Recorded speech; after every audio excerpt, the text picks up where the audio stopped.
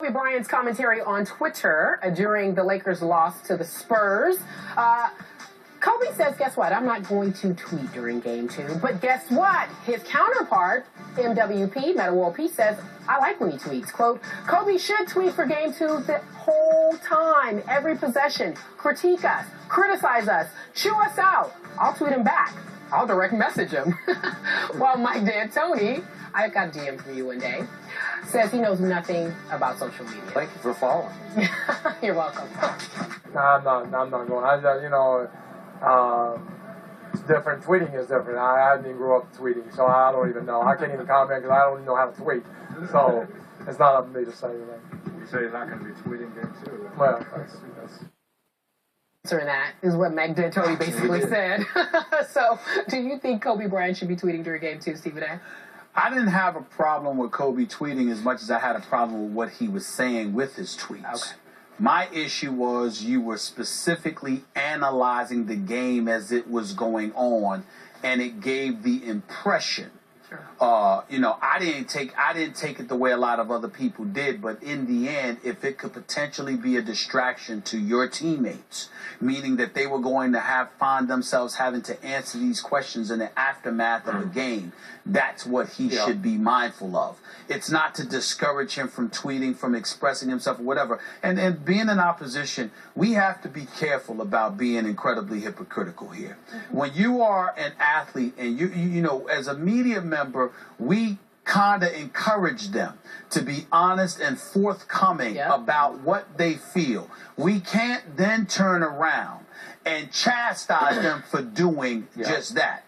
Now, if you want to sit there and say Kobe should not be tweeting, that is just flaming hypocrisy. Sure. If you want to sit there and say Kobe, you might want to watch exactly what you're doing to break down the game, because D'Antoni ain't listening and it comes across like you're questioning him, which puts the players in a bad position at the end of the game. Who you gonna side with, Kobe or the coach? Sure. Then that's an entirely different thing than saying don't tweet. Sure. So that's my point. It's not really about tweeting. It's not really about conveying, conveying your thoughts. Sure. It's just about understanding the precarious position you could put your teammates in, and you might not want them in that position. So you got to be mindful. Okay, I get that, and that's well said. I would get a kick out of it tonight if out of nowhere Kobe started tweeting again. If nothing else, just to tweak that head coach, who was incredibly, as you said, disrespectful to the great Kobe Bryant, dismissive, publicly dismissive after that game the other day. Oh, that I need that. All I need is that commentary, right? And looked away. And, as crazy as that guy is, who renamed himself Metta World Peace. I loved it. As crazy as he has been, talking about his cat one day, and remember that one? I have no idea what he's talking about. I did love it that Metta came across as incredibly, maybe to D'Antoni, painfully honest, to say, I love Kobe tweeting. Now, they don't follow each other, so they couldn't DM back and forth. He's texting him. Yeah, okay. And it, just for amusement, the picture flashed up in my mind of Lakers with little phone holsters, that they could wear during the game, and they each had a phone, and as they all trotted back on defense, they could all check their phone quickly. Cool. We got to do. We need to get the ball inside a little bit more. That would be funny to me. I would enjoy that. Stephen A. doesn't say humor. Well, all I'm saying is that when you look at Kobe is not. I can't imagine him going back on his word. If he told people he's not going to tweet, then he's not the kind of guy I'm with that you on just that. sit there and say, no, I'm going to decide. Here's the bottom line. We talked about this earlier in the show. Does all of this suggest a fractured locker room?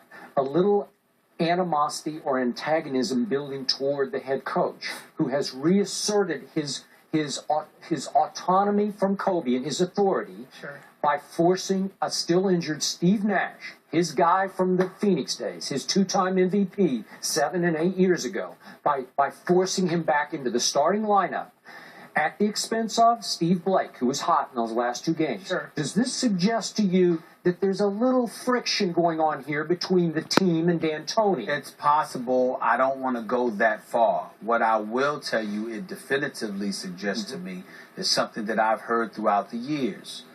Because of his style of play and the way he revolutionized NBA basketball in terms of his 7 seconds or less and all of that other stuff, there was this belief that he had successfully gone about the business of really ingratiating himself with his players. Yep. And over the years, I've learned that's a misnomer, that is factually incorrect.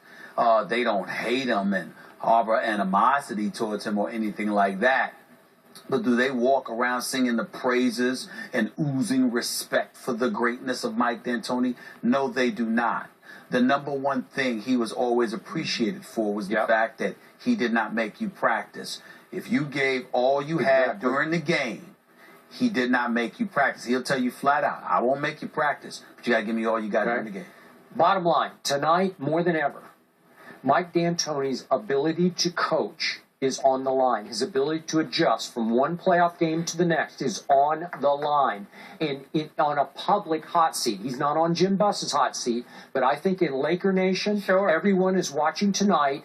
Okay, if you're the head coach and you're telling the coach on the couch to stop it, what do you got, big guy? What do you got, D'Antoni? Show me something. Point, if the Lakers lose tonight, D'Antoni would become the first coach in Laker franchise history to actually lose his first 2 career playoff games. It's never happened with a coach. So you're right, his coaching style is on the line. Speaking of Laker coaches and former Laker coaches,